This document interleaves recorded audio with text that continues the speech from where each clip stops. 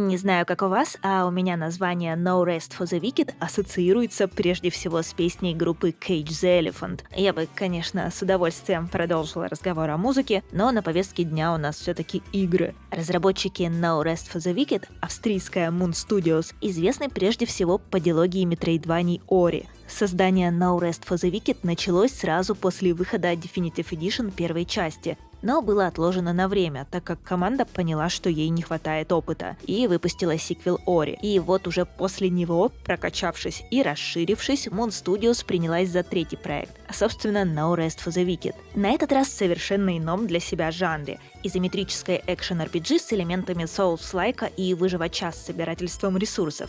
Сочетание получилось довольно необычным. А вот хорошо это или плохо, будем сейчас разбираться. Вы на StopGame.ru, с вами Катерина Краснопольская, и это обзор раннего доступа No Rest for the Wicked после проведенных там 20 часов.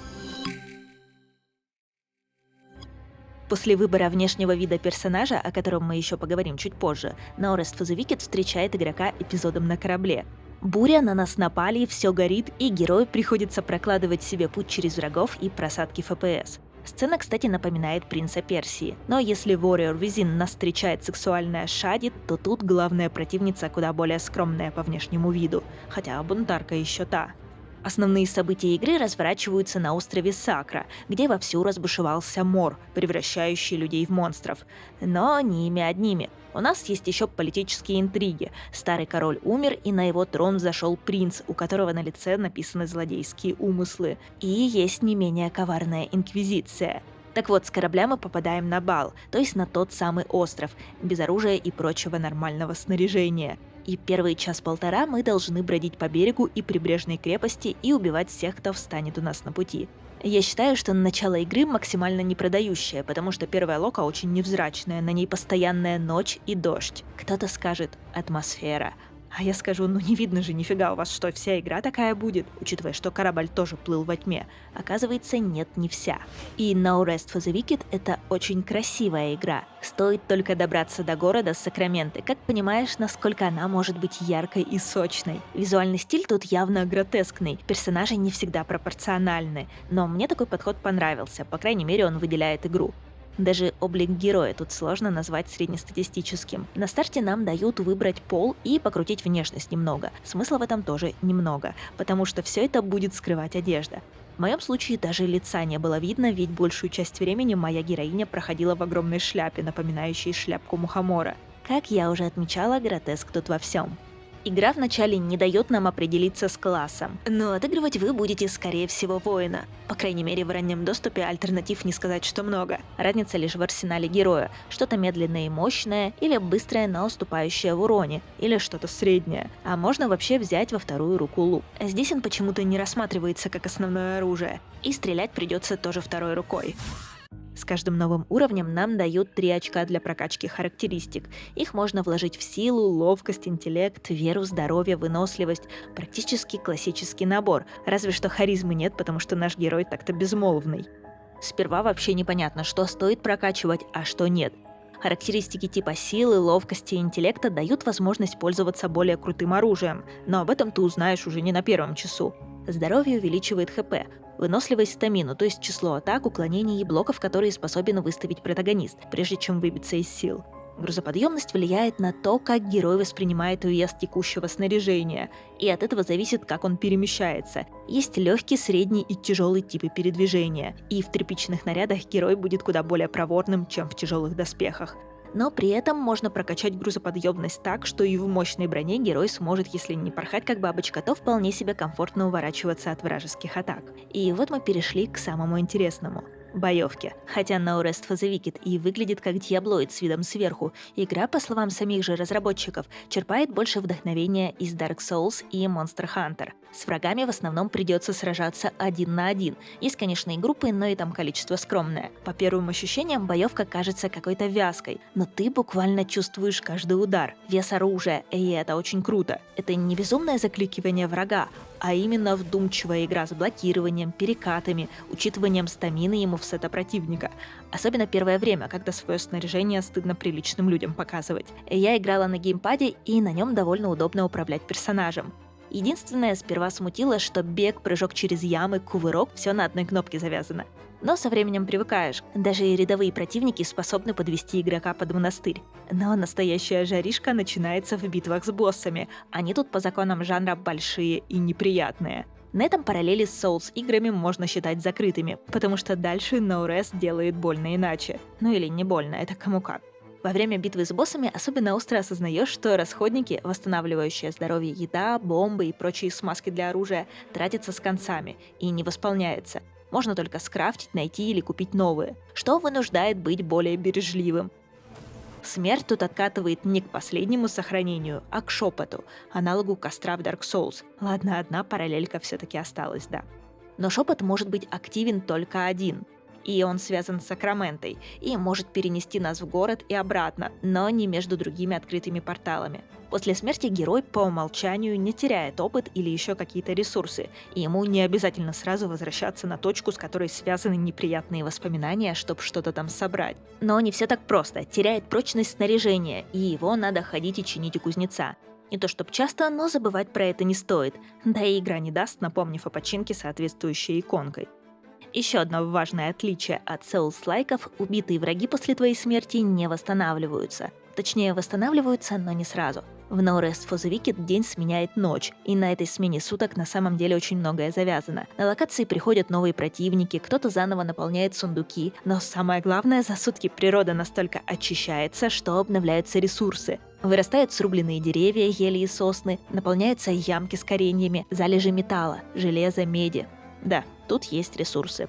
И их добыча, или, как бы сказали профессионалы, добыча – отдельная и важная часть игрового процесса, а профессионалом в этой области вы станете очень быстро. Кстати, топор, лопата и кирка изнашиваются и ломаются, если их вовремя не починить.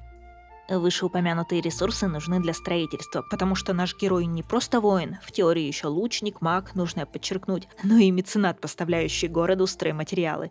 Я не знаю, чем все эти годы занимался местный губернатор, но куча зданий в Сакраменте вообще были недостроены, пока я туда не явилась. По счастливому стечению обстоятельств это кузница, магазины одежды, мебели, алхимии, зачарованного оружия, трактир. По несчастливому стечению стройка идет в реальном времени. Как вам такое? Подождать 4 часа. Словно пришедшие сюда из какой-то мобилки таймеры распространяются еще и на крафт ингредиентов и будто пытаются намеренно замедлить игрока. Развивая город, мы открываем новые возможности и для себя тоже. В прокачанной кузнице Горн позволяет из руды плавить слитки, а на наковальне по чертежам можно крафтить оружие. В магазине одежды появляется дубильная стойка и прялка для получения более крутых ресурсов, которые уже нужны для прокачки снаряжения. И тут тоже можно делать вещи самому. В данном случае шить одежду. В какой-то момент я уже осознала, что я не просто по локациям бегаю, чтобы врагов поубивать, секреты поискать, а прихожу туда с целью руду подобывать и деревья порубить, чтобы дальше развивать строение, чтобы улучшить снаряжение. Потому что помимо перечисленного в игре просто тьма ингредиентов для крафта, для готовки, для улучшения вещей, для алхимии, для мебели, части убитых врагов, черепа, кости, перья, печень, камни какие-то, которые вообще непонятно на что тратить, пока не получил нужные рецепты. Масло в огонь подливает и ограниченный инвентарь. Вы регулярно будете видеть сообщения, что в отделении для ресурсов нет места, или в отделении для расходников нет, или в снаряжении нет. Даже сундук дома и тот ограничен. Кстати, о доме. В игре после победы над одним из боссов можно разжиться собственной недвижимостью, но за деньги. Ситуация, конечно, пушка. Ты спасаешь город от монстра, строишь там кучу всего, а тебе говорят: ну, ты теперь можешь дом у нас купить, причем пустой. Сундуки и шкафы туда надо доставлять самостоятельно. Украшать дом можно. Свечами, например, или вот я нашла чертеж книжной стопки и зачем-то купила чертеж кровати. Мне такое домоводство в любой игре не близко, но уверена, есть люди, которые его оценят. А я вот оценила структуру мира. Тут явно прослеживается влияние предыдущего опыта лунной студии. Витиеватые вручную сделанные локации No Rest напоминают хорошие метроидвании, в первую очередь своими изящными срезками. Мир игры не только горизонтальный, но и вертикальный, и смерть от падения тут милое дело. Есть загадки на платформинг, тоже вполне в духе студии, но ничего хардкорного. Есть места, куда надо пробалансировать по досточке. Где-то можно пройти, прижавшись к стенке. Вообще удивила такая опция у героя. Стоит, наверное, отдельно поговорить про оружие и доспехи. Все снаряжение делится на 4 типа. Обычное, редкое, эпическое и легендарное. Выпадать будет чаще всего обычное, но за 1 серебряный его можно зачаровать рандомно и сделать из него редкое или эпическое. Синее дает только позитивные бонусы, а вот у фиолетового есть нюанс. Какой-то один негативный эффект. Например, потеря части опыта или золота после смерти. Ослабление лечебных эффектов. У меня однажды так настакались такие дебафы с разного снаряжения, что еда в принципе не восстанавливала здоровье. Было 2 предмета с минус 40 и минус 60% к хилу. Поэтому к выбору снаряжения нужно подходить с умом, думать, что оставить, как уравновесить. Типичный досуг в No Rest for the Wicked – потратить ценные ресурсы, скрафтить по чертежу, а потом нести зачаровывать, молясь, чтобы не было стрёмного дебафа. Ну еще тут есть легендарное золотое снаряжение, но его мы будем видеть нечасто. Это уже созданные разработчиками вручную предметы, без рандомных статов, как в остальных случаях. Помимо основного сюжета и нескольких квестовых линий, в игре есть дейлики и виклики, увы, довольно унылые, типа «убей волков в такой-то зоне» или «принеси 5 единиц руды, дерева» и далее по списку. И если ты случайно отказался от контракта, то он засчитывался как проваленный и пропадал из списка, по крайней мере, до следующего дня. Я говорю в прошедшем времени, потому что эту вещь все-таки поправили в свежем хатфиксе. Вот они, прелести раннего доступа. Видишь, как игра меняется прямо на твоих глазах. Хотелось ли мне это видеть, а не проходить сразу отполированную игру – другой вопрос. Претензий у игроков к No Rest for the Wicked немало, и в первые сутки продаж все они вылились в смешанные отзывы в Steam. Но разработчики были к этому готовы и по-прежнему считают, что премьера в раннем доступе – одно из лучших решений команды, так как фидбэк от живых игроков только помогает сделать игру лучше. За неделю с релиза, например, ресурсы стали складываться более крупными пачками по 25 штук, а не по 20, потому что пользователи жаловались на недостаток места, а парирование щитом теперь расходует выносливость, потому что щит был слишком читерский. Вообще, со всеми этими постоянными изменениями у меня есть ощущение, что обзор устаревает прямо в процессе монтажа. Студия регулярно выпускает хатфиксы, и дела у игры потихоньку приходят в норму. Пользовательские рецензии уже достигли отметки в основном положительные, что, конечно, не исключает вороха оставшихся проблем. Например, лично меня напрягает, что в игре нет паузы, и когда берешь предметы и копаешься в инвентаре, рискуешь получить по шапке от неожиданно возникшего супостата. Думается, что паузу из игры убрали, потому что в соусах ее тоже нет, но там это объясняется хотя бы мультиплеером. В No Rest его пока не завезли, но паузу в соло-режиме уже отобрали. Я понимаю задумку, время в игре течет постоянно, и жизнь ты тоже поставить на стоп не можешь, но мы же все-таки в игре. И из этой же серии странного временного потока меня изумила возможность сна, во время которого время, простите за тавтологию, продолжает идти в обычном темпе. Просто персонаж на кровати ворочается, а я даже часы не могу скипнуть. Вероятно, это связано и с таймерами на строительство и крафт. Посмотрим, сделают ли разработчики с этим что-то к полноценному релизу. И еще игру ругают за оптимизацию. И надо вам сказать, такого долгого запуска игры и загрузок между локациями я уже очень давно не видела. Сразу вспоминаются времена, когда я в детстве играла в вампиров и по 5 минут ждала, пока загрузится очередной райончик Лос-Анджелеса. Вылеты и тормоза, думается мне, пофиксят со временем. Во всяком случае, хотелось бы верить. А если нет, то, надеюсь, полная версия выйдет зимой, так как комп во время работы No Rest for the Wicked превращается в дополнительный источник отопления в квартире. Вообще, я рада, что это обзор раннего доступа, проще говоря, превью, а значит, оценку игре ставить не нужно, потому что довольно сложно сейчас оценивать этот проект. Непонятно, что дальше будет с сюжетом, хотя то, что есть сейчас, уже интригует, такое мрачное фэнтези. Но понятно, что внешний вид уже сделан на отлично. Он яркий, броский и запоминающийся. Кроме самого начала. Боевка хорошая, враги разные, со своими атаками, к которым надо приноравливаться. Боссы челленджевые.